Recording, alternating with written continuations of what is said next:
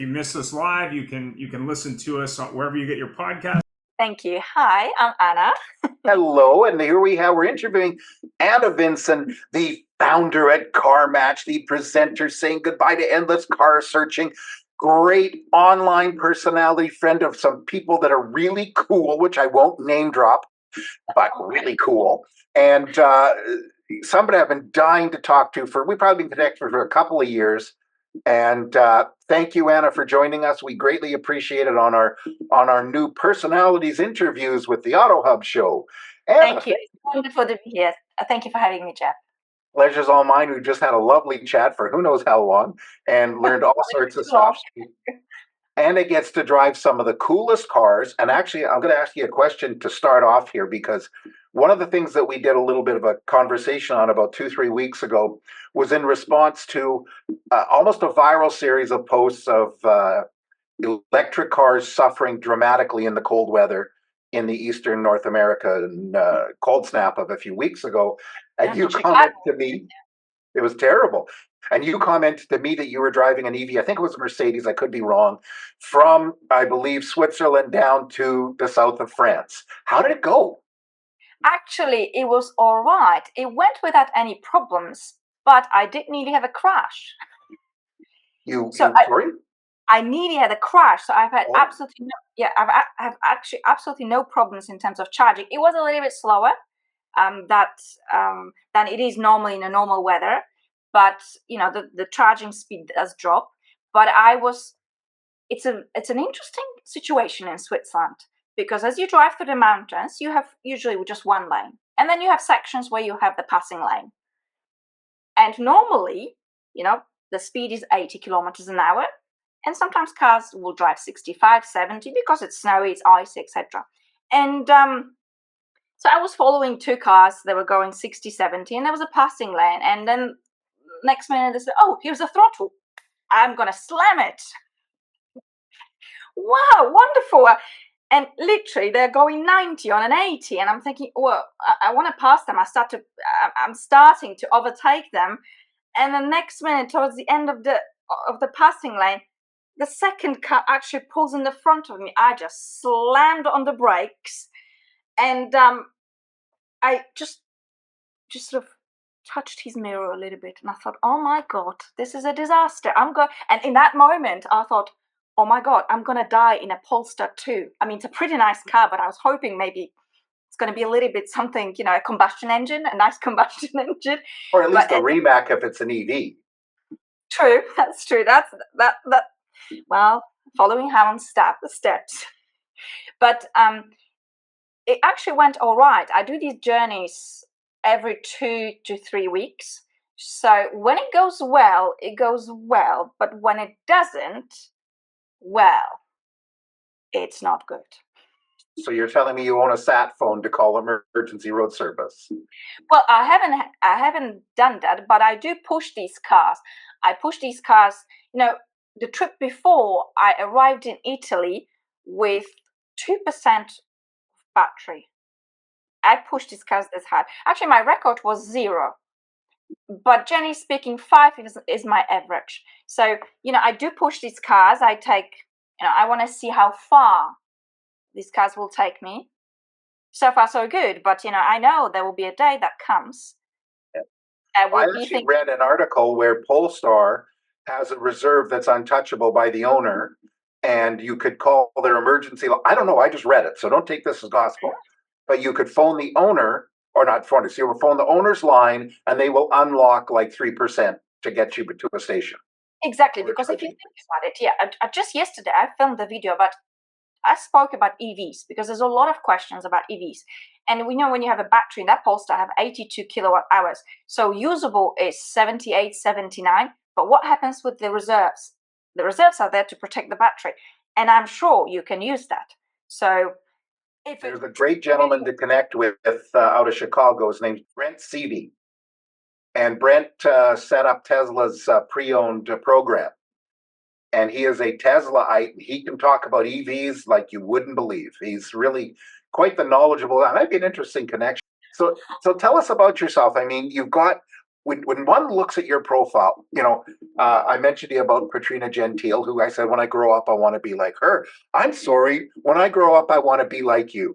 You've lived all Oh, over the world. You drive fantastic cars. You've got a great presence where people that you would never dream would know you. And that's and especially me, like here's this guy, a little old kid in Canada, and here I'm following this person, and she could, I understand that you can go to Monaco and the casino goes, Anna, come on in.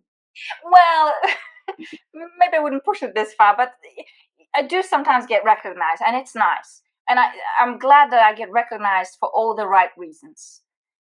Because I try to stay true to myself. I'm being myself. I don't have a persona. I don't put anything up that's not genuine. So that's nice. It's nice to be part of a community, even on LinkedIn. It's nice to be recognized for the work that you do. But it doesn't. You are not born with it. No, Mm-mm. no. And so your business is CarMatch. Please tell, or one of your businesses, please tell us what CarMatch is. Well, actually, I've started as a car presenter, car reviewer, car presenter, right? So I've been doing that for a couple of years, and I can't say I was bored. I wasn't bored, but me coming from a sales background, I felt it's not enough. I need something more. I need to monetize this, and I want to help people find, I want to help people find their perfect cars. I would often get asked, "Hey Anna, what do you think? Which car is right? Hey Anna, do you like the Stelvio, or do you like Q3?" I said, "Well, it's nice that you're asking me which car I like, but it's rather irrelevant." So I came from that sort of, I wasn't trained as a journalist, as a presenter. I come from a sales background, marketing, sales background, a bit of operations. And I had that sort of need. I'm thinking, how can I, there must be a way I can help these people and I can monetize, I can make business out of it. Some people would tell me, Anna, you should be like a car broker. But I thought, no, I don't want that. I want to scale. I want to scale it up. And so little by little, I was sort of researching cars, and I thought, is there a tool that actually helps people buy their next car? How do people how do people shop for cars? How do they find which car is the right car for them? There's so much regret when it comes to buying cars. People are buying wrong cars because they get, the wrong advice. You've got a salesman pushing you, hey, this is a perfect car for you. Is it? Do you know, when you walk into a dealership, you know that better than me. I mean, it's a disaster. When I was shopping for my own car, the first question that lands on your lap, what car do you drive now? I mean, it's relevant, but it's not. I mean, I'm there for a reason. If I love my car, why do I stand here? It's not really. So I started to pick up on these elements of, people weren't sure, that they were ill-advised. They wanted to see what their options are. And I started to think, how can I make it, a solution, not just me asking all these questions. I thought there must be a way. And then I actually was, I'm not a very creative person, but that was a pretty creative. I thought, I'm going to create an app that's going to ask people all these questions I'm asking, the old sort of salesman qualifying questions, but these are really questions to get to know your customer. Where do you drive? Who drives with you? And all these things that are important in daily life. And I thought, I'm going to create an app, and I'm going to ask people, and I'm going to give them options, but I will not give them 50 or 100 options like some of these sort of car selectors do now. Because, when you get a selection of 50 cars, I mean, how helpful is that? You are probably more confused than you were before you actually got on that website. And so I've created this product. It took years to complete. I had to deal with software engineers, and it's a different kind of animal, that software engineers. But finally last year, we've completed. So I'm at the moment in a stage, the app is in the beta version, sort of alpha beta, and I'm raising capital. So let's see how that goes. If somebody wants to give me money and become part of something that's really exciting, because I think the product is very innovative and very unique. There's some car selectors on the market, but they ask you 2-3 questions, and if somebody asks you, well, which brand do you want? But, just because you're driving Mercedes, it doesn't mean you might not know which brand you want. I mean, how helpful is that really? Which is why the dealerships also, have that, are they really helpful? Unless you have multi-brand stores, dealerships, then probably, but otherwise. So that's how CarMatch came, and let's see if I can make it global. That's a very interesting thing, because coming from the retail side of things, what are you driving now is a big question. But the fact is there aren't a lot of people that are out there without a bias. So when you're looking for a car, it is not a case of, well, what do you want? Like you mentioned, I know you're an Alpha fan, and so you've got very few Alphas these days. You had a lot more in Europe than some really cool ones. We love our Alphas. Yeah, but is it the right thing for anybody there? But I was saying, so now you've got Alpha, which is really cool, but the Stellantis people are grabbing these, and so now you've got because there's also this sort of this sound that's sort of bouncing up and down. Okay, let me change my mic. Because it's that kind of like ding, ding, ding, something is... How about now? Is that any better? That's better. I think the sound is now gone because it was a sort of like ding, ding, ding, ding. Oh, wow. Okay. Well, I didn't hear that, but I will move this mic and I'll have a different mic working. Now it's good. Yeah. Good. I was saying that so maybe the Tonal is not as good an alpha. Maybe it isn't, but especially when you have the Dodge Hornet over here, and I'm sure over in Europe there's like 6 other different brands of that body. Maybe it isn't, but everything isn't right, and it's very good. Even a multi-brand. You mentioned the experience. We were talking about when I was on holiday over there. I went into a combination Nissan, MG store, etc. in San Rafael, and they looked. Nobody talked to us. We just walked in. Yeah. I don't look Canadian. I don't look un-European. No, you don't. And there should be no reason. But, that's the thing, the experience with dealerships. And, people would come to me and they would ask for my advice, which is of course, it's very flattering.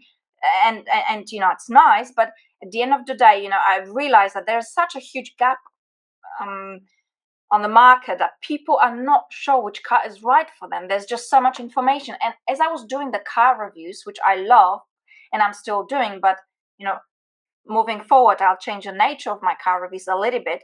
I realized I'm just adding to the problem because I'm reviewing a car. Okay, but who is the car for really? You have got this overload of information. It's a chaos. You've got car reviews, ratings, rankings, tests, and who is the best, the top 5 SUVs. Okay, the top 5, but for whom? Because everybody's different. You might have if I was working in a dealership and a customer walks in, I would ask a question. Okay, where do you drive? Who's going to come along with you on a regular basis? Is it going to be a large dog? Is it your older mother, a grandmother, etc., etc.? So there are a lot of factors which nobody cares about, because if this is like in a dealership, I remember when I was working for Otis, I think one of the companies, and they said they were doing sales training, and they said, okay, today, pack your notebooks. We're going to send you to the field. Go to the field? Yeah, we're going to do a little exercise. You're going to go to car dealerships because you're going to see just how bad it is. And we thought, wow. And we were paired up, pretending to be a married couple. And it was amazing how bad it was. I got sent to Honda with my colleague, and we're pretending we're a couple. And we walk in, and yeah, of course, the salesman completely ignores me. And it was sad, but funny but sad, and he was telling me, well, this car has got the latest, infotainment system. I'm thinking, I don't care. I would never care. Why don't you ask me what I need? You want to talk about what you want and what you want to sell and what you think is right, but you don't know me. Nobody cared to really ask questions, and I realized that questions are very powerful in sales. Because, if you ask enough questions, you will identify which product you can recommend. and it shows that empathy. It shows that you actually care about the customer. It's actually quite simple, yet somehow it's being missed all over the world. And no matter with whom I'm talking to, whether it's from Canada, USA, Switzerland, Poland, France, Germany, whatever, it's always the dealers are me. It's me. And oh, it's you. All right, okay. Oh, all right, fine. It's, you know, something. It's so true, and it's so shameful. The experience is so horrible everywhere. And you know, we talked about Peter Smith, and last year at the National Auto Dealers Association convention in Dallas, Peter got in a day early, and there's a very famous dealer group down in Dallas, and the owner wrote a book like 25 years ago called "You Will Be Satisfied," and he went into his Lexus store, and it was like, he said, walking into a five-star hotel. He walked in, he was greeted, and he said, you know, hello, good afternoon, welcome to our. But he said, you know something, listen, I'm not buying a car. I'm here from Canada for the convention, and I just want to walk around. They said, that's fine. What can I show you? He got a white glove treatment the whole time, and they are famous for it. And there's no reason that people shouldn't get treatment properly, but the word's pervasive everywhere. You go into Europe. I've been in Europe. I have been in, obviously, Canada and the States, Mexico. You know, it's all, they all do this. Somebody walks in and they go, Yep, exactly. It's shocking. It's a universal problem. You know, buying a car feels like pulling teeth.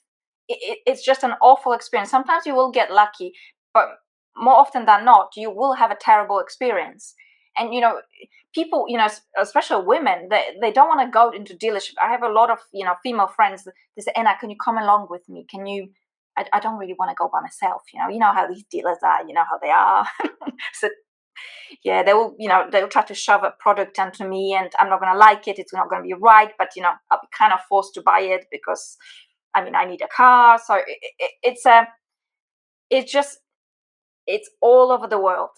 It's a tragic experience. And I thought, okay, there's an opportunity. If I can educate the buyers, if I can help them really feel more confident, and I can monetize on it, it's really a win-win situation. You know, I drive hundreds of cars, and I've done all these reviews. I've driven a lot more cars than I've done reviews on, the sort of video reviews. And I thought, how can I use this knowledge? And I thought that idea was brilliant. Again, I'm not full of ideas, but that one idea was just brilliant. Well, you know, it's funny because a lot of reviewers spend their time on gobbledygook. Yep. To translate into Polish, gobbledygook. Yeah. And they talk about, and salespeople, they talk about the dual ventricle adjustment valves, and you know, on EVs, yeah. Even anybody but the most geeky person goes, huh? They don't know what it is. But you mentioned something. People think in sales and car sales, and we're all sharks. They think they're going to do something. Really, the word is dopes. Because I'm sure in Europe there's high turnover in dealerships. Even though everybody here thinks selling cars in Europe is wonderful because there's no pressure, because there isn't inventory sitting on the ground and they just have to pick what's coming. It's the same, and it's a shame. It's the same, and it's a shame. It's yeah. I mean, if you look at the dealership model, if you think it's not that hard, it can't be that hard to be selling cars, but oh, it is. They'll make it hard. Yeah, and even now I hear in Europe, a lot of Europe, Mercedes is an agency model. That's instead of a franchise. Probably even worse. We are, you know, it's interesting. It's going to be really interesting what's going to happen with, you know, with car dealerships. You know, in Europe, there's a lot of sort of large distribution model. So we've got large distributors, the likes of Amag and Frey, one of the largest in Europe. It's interesting how that's all going to sort of unwrap. I'm curious. It's a huge opportunity, but I think it's, you know, people want to buy cars now more and more online, I think. Or at least they want to they don't mind. I mean, they want to sort of touchy-feely the physical element. That's important. But I think in terms of getting ready to buy a car, they want to do most of it online because they've had such a bad experience. Well, we always say that they know more about the car than we do. And when they come in and they, and a good salesperson, and obviously you know this, you sold boats, like, oh my God, boats, like ships. Woo-hoo. But a good salesperson, really, I've always said, the person asking the questions is the salesperson. The person answering the questions is the customer. And too often they just keep thinking that their job is to tell people stuff. And I think, going back to your statement about journalists, most of the journalists, it's actually quite unusual that you have a sales background and you go into journalism. So your brain thinks slightly differently. You always think, okay, I'm guilty of it myself, though, sometimes with reviews. I sometimes get carried away thinking, me, that's important. It might not be important, but I don't have a producer. So hopefully with CarMatch, I can have a producer that actually can sharpen things up a little bit. But, that sales background, you always think, okay, what does the customer need? What's important to you? Not to me. I identify things that I might think will be important. But, but it's really not me. I sort of, probably if I focus on myself on Instagram, I could have like a huge following. But I always like to sort of say, okay, no, the star is the car. It's really about the car. What's the car like? What is this car potentially going to be the perfect car for you? I have just come up with a slogan for CarMatch. Go on. The star is the car. The star is the car. I'm not trying to make fun of you, but that's perfect. I'm gonna use it. The star is the car. But it's funny, like you said, people ask you, they say, what car should I get? Well, the fact is what's good for you isn't good for me. Exactly right. Because just because I don't know, I prefer Porsche Panamera to Macan or Cayenne, it doesn't mean this is going to be the right choice for you. It's really that simple. It's about you, about your needs, your requirements, but also your wants and your preferences. I mean, as females prefer SUVs. Period. That's just how it is. And trying to, a lot of times a dealer would, a salesperson would force a female to buy. Okay, no, I think you'll be better in a saloon because of this and that. No, because you want to sell that car. She doesn't need it, but you want to sell it. And it's a stupid approach because it builds absolutely no longevity. Once you have the customer, if you take care of the customer, I mean, they will come back to you most likely. I mean, it's no rocket science. And this is the thing, even as a salesperson, if you try to sell somebody something that you want to sell, if you do sell it, you're going to end up with trouble later. Yep, absolutely. They're going to come out of the ether. And, you may represent, Ford or Renault or, Mercedes, BMW. And, frankly, I prefer driving BMW over Mercedes, but some people prefer the other one, but it's very true. And, because that's for me. But there are people that wouldn't touch them. It's strong over there, even here, as it is the Ford versus Chevy in North America. How many people in your travels did you meet that say, I wouldn't drive a Ford because a Ford's found on road Dave, And it's very true. All these Mercedes cars are shit. The latest Mercedes are shit. The latest Volvo is shit because it's built by the Chinese.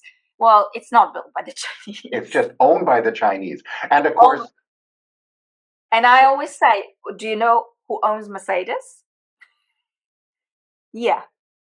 Well, exactly. I actually got into this with somebody. My favorite car right now is a Lucid. And I don't know if you've had the opportunity to drive Lucid. No, I have not, because it's just slowly but surely it's coming into Europe now. OMG. We actually don't do reviews. We did a review of a Lucid. And I'm telling you something. In my opinion, it out Bentley's a Bentley and it out Ferrari's a Ferrari. Obviously, EVs are fast. This thing, the thing I don't like about a lot of EVs is they rely on the screen. Yeah, touch it for my seats and this. When I got in, I put my hand down to move the seat, and there was a button. and Oh, we had yeah, dealt with I a like rep. class. You Yeah, know. and you can turn the radio off with a knob, or you can go onto the screen. And Mhm. they really did. You can actually flip the screen out of the way if you're a purist, and Oh, you can adjust it for almost no regenerative up to auto this and that. And if you ever get the chance, they have their office in Frankfurt, if I'm not mistaken, for they Europe. love to share. Their motto here was, "Come in and drive the car. We don't care if you want to buy it or not." Okay. We My, have one here in Vancouver. It's right downtown in the business district. It's in a mall, but it's outside. You walk by the mall, and they just say, "Come drive the car, no obligations," and it's really special. But I had somebody come after me because, of course, they're heavily invested by a Saudi investment fund, very heavily, and cars, EVs, ICE, gasoline. It's becoming political. I get very upset at the it's sad, politicizing. it's sad, especially EVs. It's just people are going nuts, especially in the UK. In Europe, I suppose in England they're just going crazy. I mean, it's EVs, nothing else, and then you have the against EVs. It's like EVs are like COVID vaccines all over again. There is whoever is in between tries to put some common sense and logic.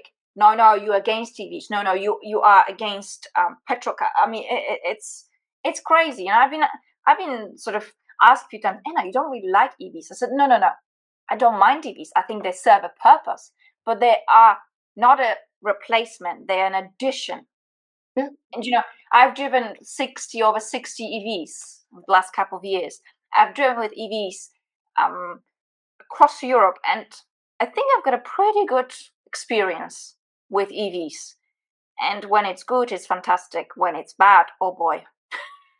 Have you driven a Fisker, the old Fiskers? No, I have not actually. They're really not, I guess, an EV, but boy, oh boy, when they're good, they're amazing. But Really? they're not very often good because they have Uh, very weird. There's only like 5 people in the world that can fix them right, but that's another story altogether. all these brands like Fisker, they're just starting to sort of come into Europe. No, There's the new Fisker. That's because the old Fisker bled money out of a whole bunch of investors, and now yeah, it's a true. different company. Yeah, I heard about yeah. Yeah, and it got bought out by a Chinese company and then became Karma. So there is now Karma Automotive. And they started with a Pontiac engine, and now they got a BMW because the engine's a generator for the car, and it's a plug-in hybrid. Ah, So okay. it's very Yeah. it's very interesting. So what is it about you that makes you stand out? Because again, here's me way over here in the other side of the world. And I have to say, I said to Anna earlier, I sent her a message. I says, well, I'm located in Vancouver, Canada, until I looked up her profile and discovered she went to university, like just in Pullman, Washington. Yeah, Washington State University. I did my bachelor's degree. I started in Washington because I was living in Seattle briefly. But then I moved on to the East Coast. Hey, if you miss us live, you can listen to us wherever you get your podcast. To Boston. No, I actually was living in Washington, in Virginia, just outside of Washington. So I've started my bachelor's degree at Washington State University. Then I moved. It always rained in Seattle. I mean, it always rained, just like in Vancouver, probably. And then I moved to the East Coast, and then I finished that sort of distance. It was not called hybrid learning; it was called distance learning. So Yes. I finished my degree, and then I moved to New Zealand, and then I tried to work and study. But New Zealand at that time wasn't really. It wasn't very common for a person to just study and work. I said, well, I don't have any money. I can't just study. I mean, I come from a very sort of, middle income family in Poland. I can't do both. I mean, I have to do both. So I sort of researched my options, and then I sort of came across Boston University, and they did the distance learning. So I was working at the shipyard, and I was flying back and forth to Boston to take my exams, and I finished the master degree there. And it was actually one of the best experiences I've ever had. I remember, I've done a little bit of studies in New Zealand at the Auckland University, and the level really of schooling the university schooling, it was just shocking how, how high it was in the States. When I joined the graduate program, I thought, oh, am I going to do it? Oh my God, maybe they were right. I can't study and work, but bit by bit, and yeah. Good. So how did you just become this This persona. this personality? To be honest with you, I think, I've left home when I was 18 years old. So I'm 40 now. So 22 years I've been traveling, working in 9 countries. I've counted 9 countries, working, living in different countries. It builds a character and builds resistance. And I think when you when you get to this sort of stage, when you are confident, you can be yourself. You don't have to, put up a persona, a media persona. You don't have to be anybody else. You can be yourself, and that's good enough. Usually, that's good enough. And I think when you genuinely, I genuinely love cars. I mean, I get so excited about cars. Like just recently, I had the Mercedes CLE, gorgeous car. I mean, I look at it, I get excited, I take pictures. I'm like, oh my God, look at this car! It's amazing. I'm driving it. I'm like a child in the car. I'm thinking, wow, I feel so amazing. I feel like $1 million.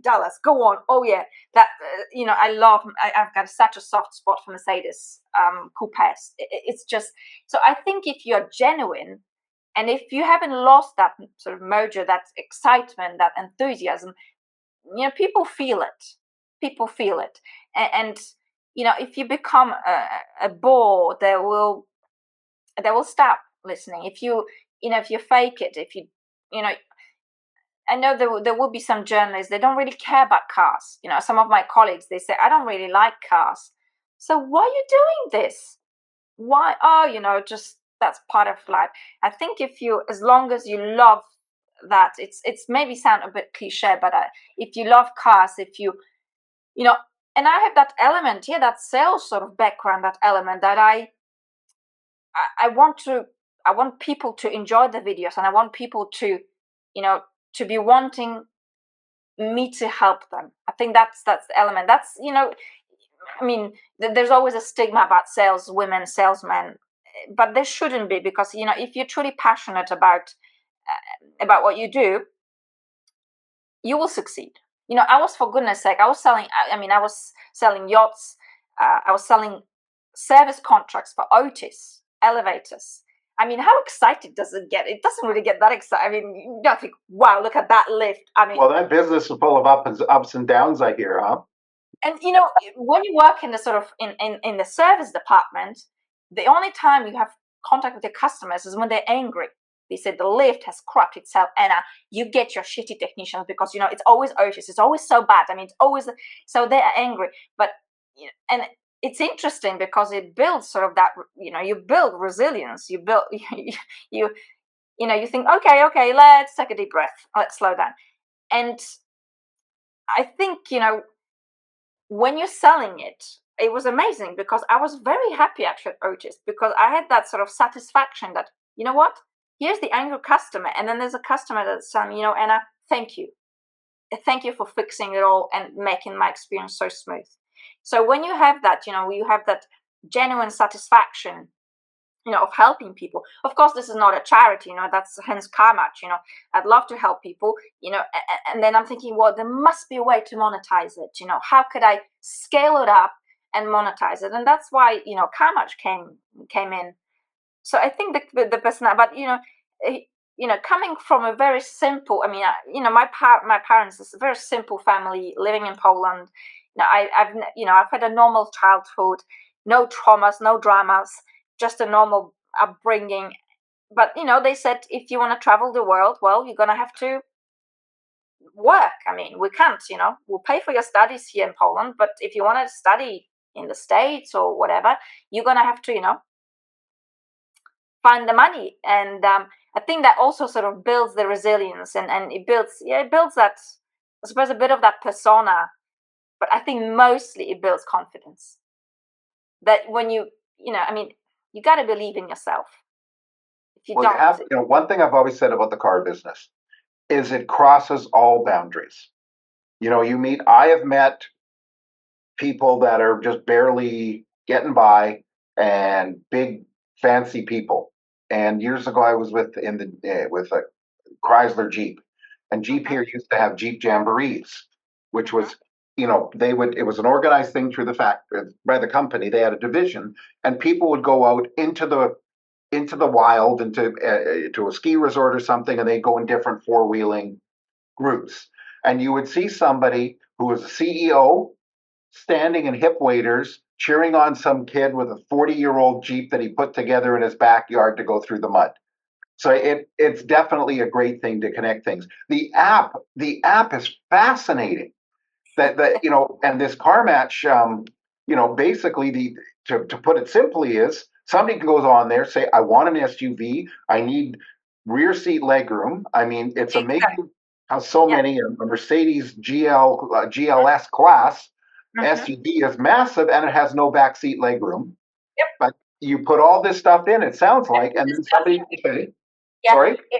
It's really that, it's all these sort of you think basic questions, but yeah, I would ask, because a lot of cars, for example, I've experienced, my brother drives a Lexus, and he found that our grandparents, when he was taking them, whether it's to doctors or cemetery or whatever, they had troubles getting into the IS because it was sitting low, and thought, okay, an SUV usually might be a little bit too high, but a crossover, it could be a perfect choice. So all these sort of nuances, those, devils in the details, but those details, I mean, car is really the second largest purchase you make after your home.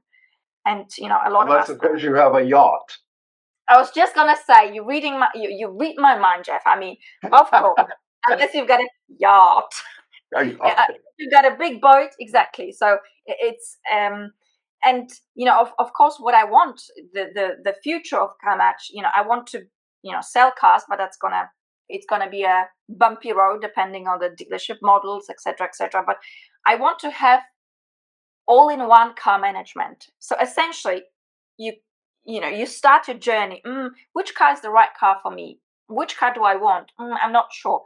You smart match, because I call it smart matching. Smart match the car, then you buy it. You can buy insurance with it, financing. Then we take care of the servicing, meaning you have everything in one app.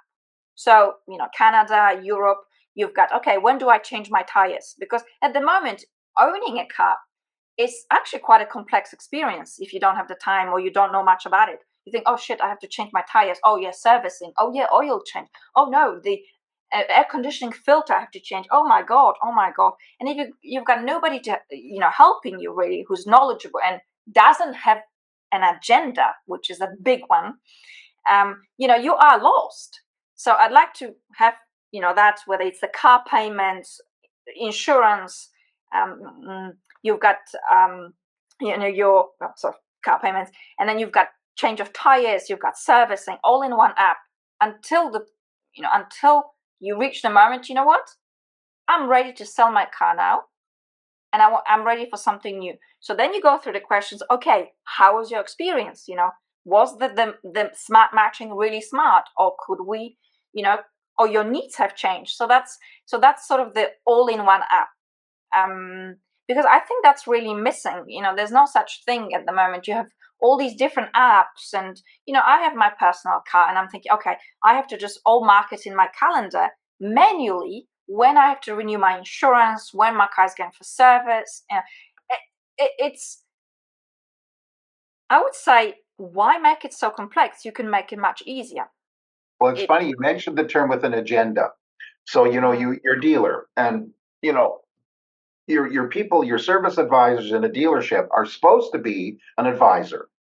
And the Yeah. problem is they're bonused on, the big joke that I made about EVs is in Hmm. the gasoline world, and you come into service, they like to sell flushes. They want to sell an engine flush. And an engine flush is good if it's done at the right time. But they get a bonus on the engine flush because the supplier has put a bonus to the dealership. So at 25,000 kilometers, they want to do an engine flush, which is too soon. But they sell it anyway. So how do you trust them? So my joke is as we move to EVs, what are they going to do? Sell brush cleaning kits? That's going to be interesting. And I think some dealerships still do try. They try very hard to sell stuff that's complete, that they don't know what they can't sell much. And Yeah. I think moving on to EVs, that would also change the dealership model, because some dealers will say, oh, I've had enough of this. I mean, give me a combustion engine car so I can make some money. Yeah. It will be difficult, but so that's the whole idea of having, a little bit more, I suppose, sounds very cliche, but holistic way of owning a car. So there's not so much hassle and pain and frustration and wasted time, really. Because, if you think about it, I mean, I talk to friends, colleagues, and the search, the car search is just, I mean, Yeah, and the we, search and the purchasing, and then the after sales. It's and it's a we, meaning me, and we in the retail car industry have built it that way because we're so worried about loss. And there's a group that isn't worried about loss. I hate to say it. There's the up until the last 6-8 months, for 2 to 3 years, nobody's been afraid of loss because I got a car. You want to buy a car? You don't want to buy a car? Bye bye. Next. Yep. But now they're now learning to be afraid of loss. We're going to run out of time. I just wanted to ask you just really one final question, which is, what do you, in your view of this business, recommend for the industry to not just survive but to flourish, as because we're going through a terrible change. And the reason I say it's a terrible change is because we have this online purchase model in the U.S. Soon to come in Canada. Amazon is going to be handling a lot of Hyundai sales, and people think you're going to be able to order your Hyundai online, have it delivered the next day, and if you don't like it, send it back the next day, free. That ain't going to happen. No, it doesn't work like that. That's I right. think the biggest problem really is the service. The dealers, that was a wonderful model a number of years ago. Yeah, you could make. I mean, you saw the dealers, what cars they drive. They had it good. The margins were really good, healthy. Yeah, healthy, sumptuous. But the world has changed. We've got more dealers. Margins have shrunk, but the dealers, they still want to make as much money as they did when they started, because they said, well, I mean, all that hassle of building the dealership, I mean, I need to make shitload of money, excuse my language. I mean, that's me. I'm gonna trim something. I'm gonna skin a cat a different way. I mean, it's literally that. So you've got margins are smaller, so they then they employ people, and the people. It's a bit of a vicious circle. The salespeople, get the commissions are getting smaller and smaller because the owner, the dealer principal, wants more, and it becomes so dysfunctional. I think it does come. You get terrible service. I mean, I see sometimes jobs advertised at dealerships. I mean, they don't really pay well, and I can understand the dealers, because sometimes it's but you gotta pay. You gotta reward people well. Otherwise, you've got no business. And I think that is a not it's a difficult one, because you reward people, then they take advantage of it, and it's hard to find the people. I think that the people is the biggest problem. It's going to be the biggest problem. And because customers have such a bad experience with dealerships, they will be wanting to shop online. But there's a lot of difficulties. But I think the biggest one is really the service. It's the agenda. I think having multi-brand dealerships would actually be the most unbiased move and approach, but that's not going to happen, because they don't see it like that. Well, the manufacturer doesn't want it, although you see that more. You used to see it more in the States. In Canada, you don't see we've got dealer groups. Everybody's got dealer groups. Penske's now stores in Europe. But the group, it's so funny because you will have a group will own a Mercedes store, a BMW store, an Audi store, well, they don't own Alpha stores. There's not that many around here, but a Lexus store, and I don't put Lexus and Acura in the same boat, for just because Acura is kind of built very much Honda-like cars. but you've got all these luxury brands and a whole bunch of tier B brands. Mhm. There's no loyalty. It's all about selling.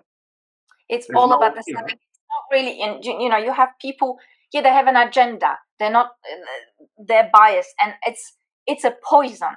It's a poison because this is what I wanted to remove. I don't want this with CarMatch. yeah. I don't want to partner with manufacturers because the moment I do, I am compromised.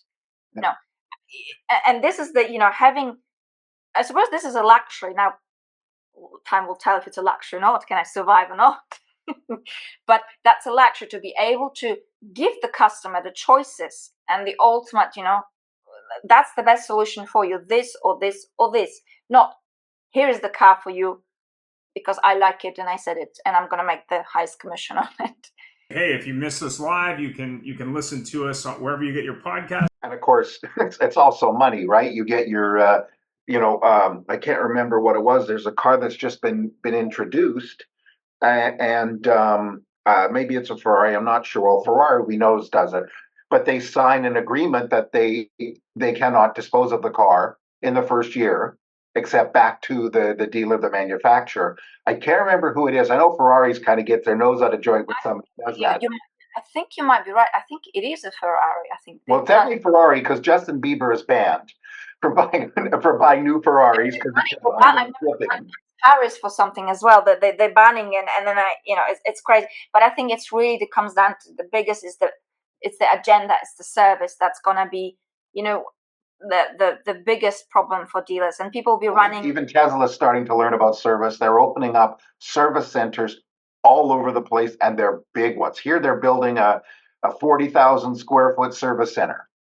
Oh, really? And of course, you're not supposed to have to service them. So don't get Peter started on Teslas, by the way, Peter Smith. You don't have enough time in the day for him to get upset about it. He started a little bit, but yeah, the conversation went on.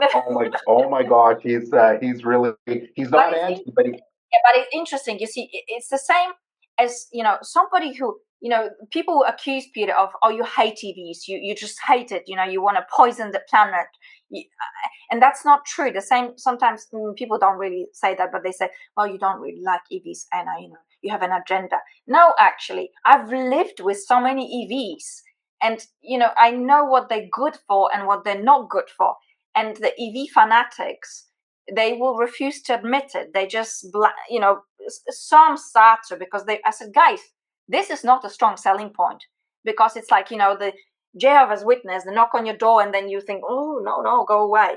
Because that's it. This is this is your way and there's no other way. And that will be, I think it applies to whether it's an EV industry or the car dealership model. It's the agenda. It's the, I suppose, lack of the wider perspective. Well, that's going to be the coin word here. There's two phrases: agenda, which I pull out of this visit, agenda, and the car is the star. The car is the star. I love that. Anna, thank you so much. I have been trying to meet you for so long. I wanted to get you on our show, and of course, because you're only like 9 hours ahead of me, it's a little tough. And it's been. We made it work. Thank you so much for having me. I could talk and talk for hours. Oh, no. I'm a chatty. Yeah, when I get started, it's. Well, hey, you can't get me to be quiet, but that's a whole other thing. Thank you so much. I appreciate it, and we will. I look forward to Sunday meeting you in person. Likewise, I hope so. Not too far in the future. No, I hope not. I would love to get back over to your neck of the woods again sometime soon because, it's funny. There's so much to see there, and you could literally miss something by being 2 miles away from it. That's true. Oh, me in Canada. Let's see. You never know. But it's funny. People from outside of Canada don't realize that. They say, I'm going to be in Toronto. Is there a chance we can meet for lunch? Well, Toronto's a 5-hour flight, and and because we do live in the second largest country in the world, the largest one sucks. But so thank you so much. It has been a joy. I wish you continued success. I look forward to seeing CarMatch over here and having you come out here to promote it even. I will do. It will happen. Thank you so much. We're So going to end much. this. Goodbye. Thank you. Stay on just a moment, by the way, to chat. Ian, you can end this before I said that. Anyway, thank you so much. I had so much fun. It went on for way longer than I thought. Am I chatting too much? Because I was like, I get excited. I love this. I love these things. So it's. You know what? This is, it's like, because we won't include this. Do not include this in. But when you talk about Clarkson just does this. He said he doesn't do this thing. He doesn't follow scripts or anything because he just loves doing this crap. He loves doing, and actually, I've asked Jeremy because I was doing a TV show called Love Cars. It's actually just got bought by Amazon Prime, so that will be on.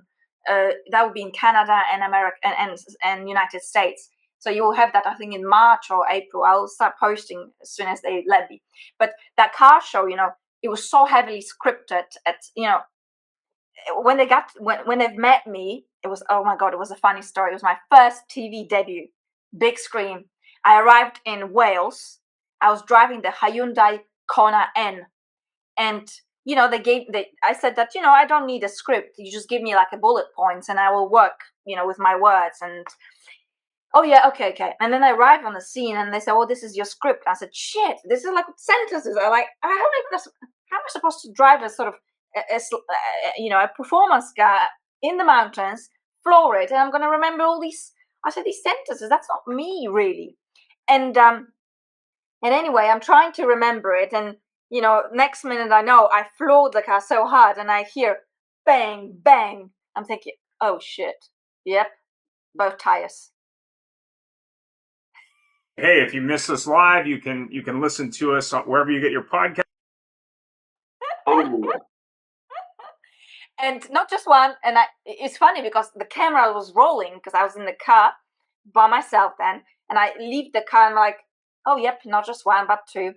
Anyway, I slowly go back to the meeting point. I'm thinking, you know what? I can still do it when I go slowly. So I got to the meeting point and the guy says, oh shit. I said, yep. I said, why did you give me all that big script? Tiff Needell, that racing driver. Oh yeah, I saw him on your thing. Yeah. Yeah, so we did the piece, and I remember talking the story. He said, Anna, it's bullshit. What they did, you don't need a script. You need you are okay as you are. You need a structure, fine, but you don't need a script. And he said, by the way, the two tires, that's for good luck. He said, I was doing a commercial for BMW. I think it was with the Z8. He said, that was the only one in America, in the country, in the US. And he said, I busted two tires. He said, they were furious, and then they said, oh my God, we can't, it's finished. He said, it's for good luck. Trust me, Anna. Trust me. And maybe he was right, with the tires. And I actually, the producer at Love Cars, he's a guy that loves himself. He said, Anna, but what do you think, Jeremy Clarkson and the rest? They everything is heavily scripted. They have like 5 producers. Everything is scripted. So of course, when I met Jeremy, I said, Jeremy, by the way, is your show scripted? He said, Anna, no. Who told you that? And I said, well, the producer. He said, oh, forget it. People who said this to you, they can't do it themselves without a script. They are jealous. Don't worry. You don't need a script. A script is for somebody who doesn't understand the subject, maybe doesn't understand the car very well, hasn't driven, that happens as well, that you got to fake it like this, or has no personality. He said, I don't think you are any of this, so forget it, move on. He's a wanker. He was wrong. You were right. So it's interesting to hear that. And Jeremy said, we have a structure, but we don't have a script. He said, of course we have a structure. So we know we arrive in Zimbabwe, we're going to test those 2 cars or 3 cars. We're going to, put it on the boat. So you need the structure, you need a sort of kind of a conversation flow. Sure. But otherwise it's a free flow, Well, my father used to breed Alsatians, German Shepherds. Oh wow! Yeah. So when we were kids, so there were always dogs around, and now he's got 1 dog, but there were always like 2, 3 dogs. And you got to be a special person for that dog. That's true. It's amazing actually. Actually, speaking of Jeremy and dogs, he's got 2 Labradors, and he said to me, Anna, you are the only person other than me, and I think he's got a there's somebody that's been living on a farm for many years. You're the only person that those dogs, they just fall apart when you arrive. They just like want to be massaged and touched. He said, what the hell?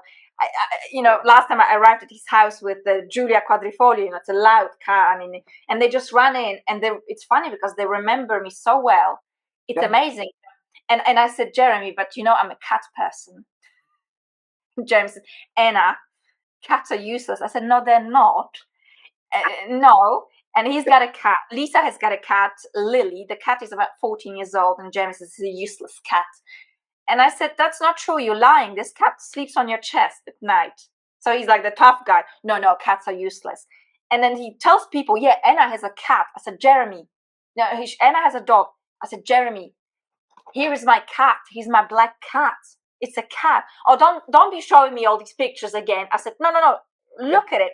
It's a cat. It's not a goddamn dog. Oh, it looks a bit like a dog. I said, oh God. So it's funny with his dogs, and I said, I don't understand why these dogs come up to me. I am a cat person. Why do they come up to me? They just want to be around me all the time.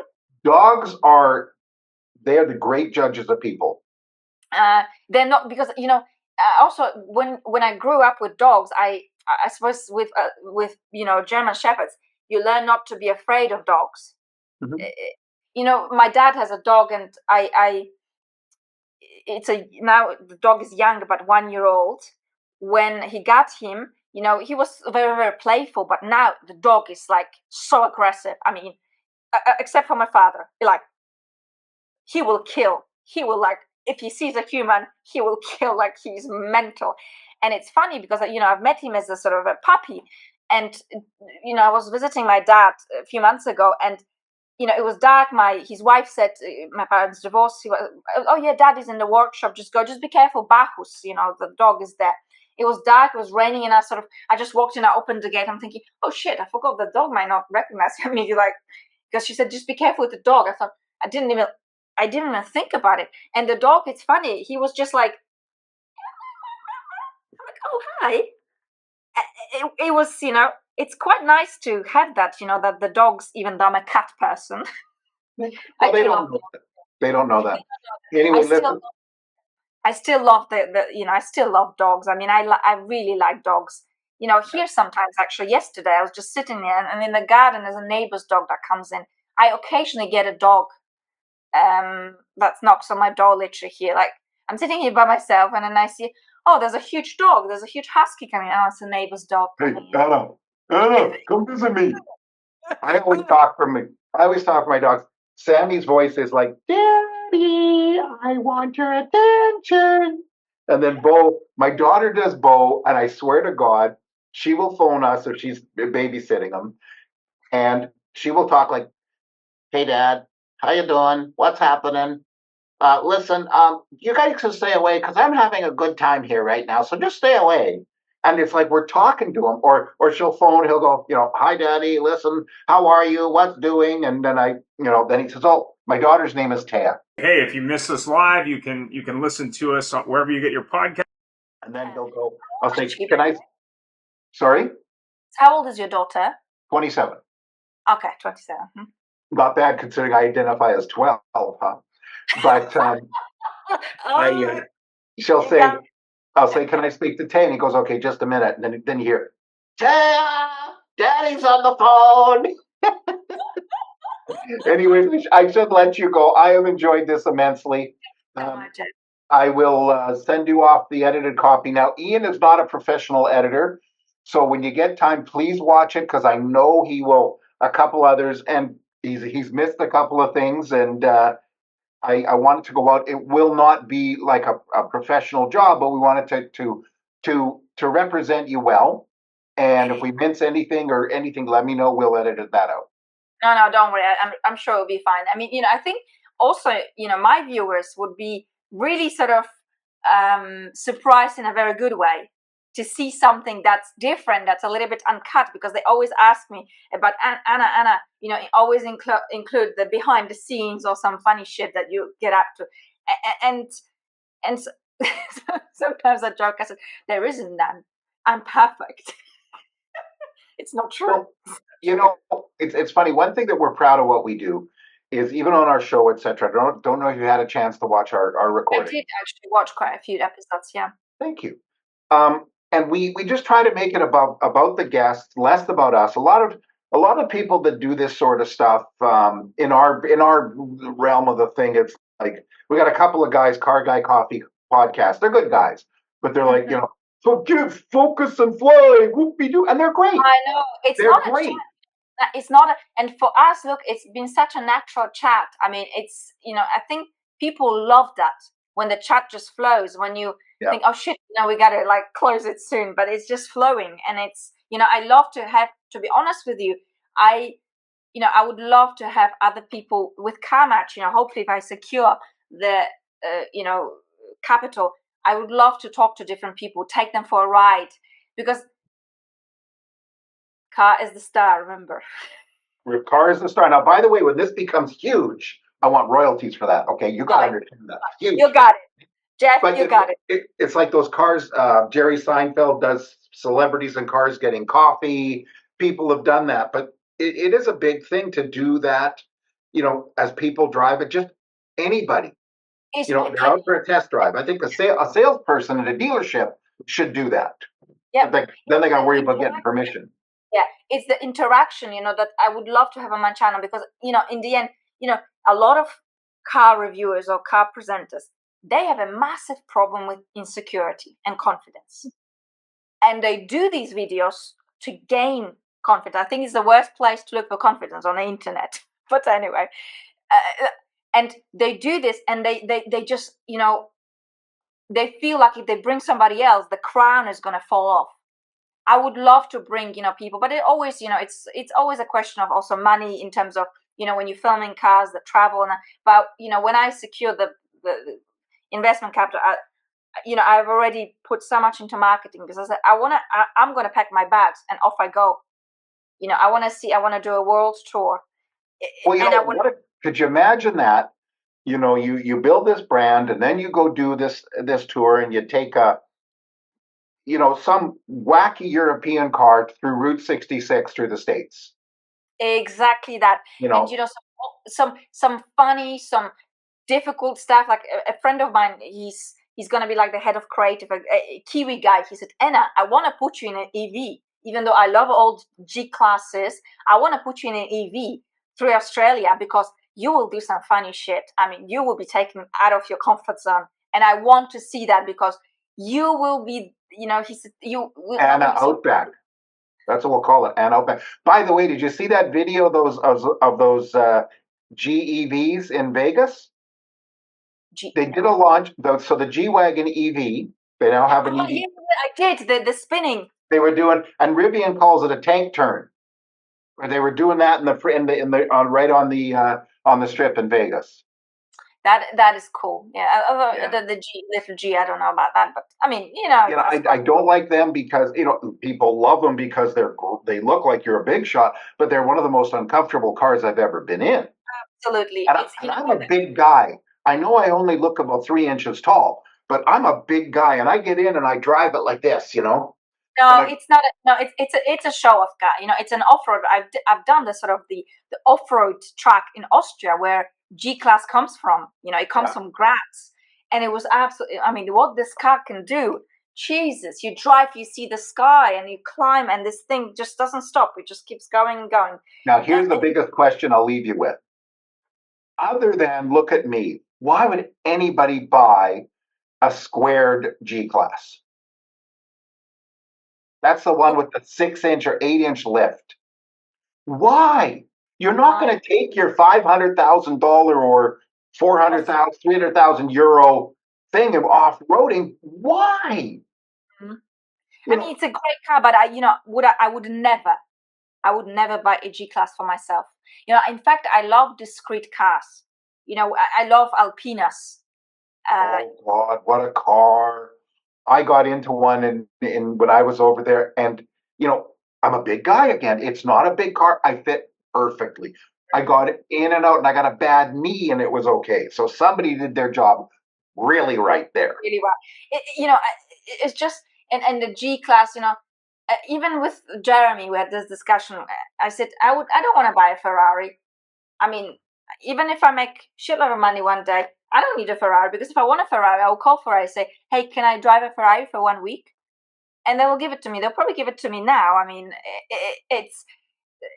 I like the cars which are a little bit more sort of, when I drive a Rolls Royce around, I mean, everybody's looking at me and thinking, oh God, what a nuisance. I want to be, anonymous a little bit. I mean, what I do is in the front of a camera, but when I'm driving, minding my own business, I want to be invisible. Well, the beauty is, if you ever have anybody come visit you from somewhere and you want to impress them, you call up your local Rolls Royce person and say, can I borrow one? Have you driven a Scepter yet?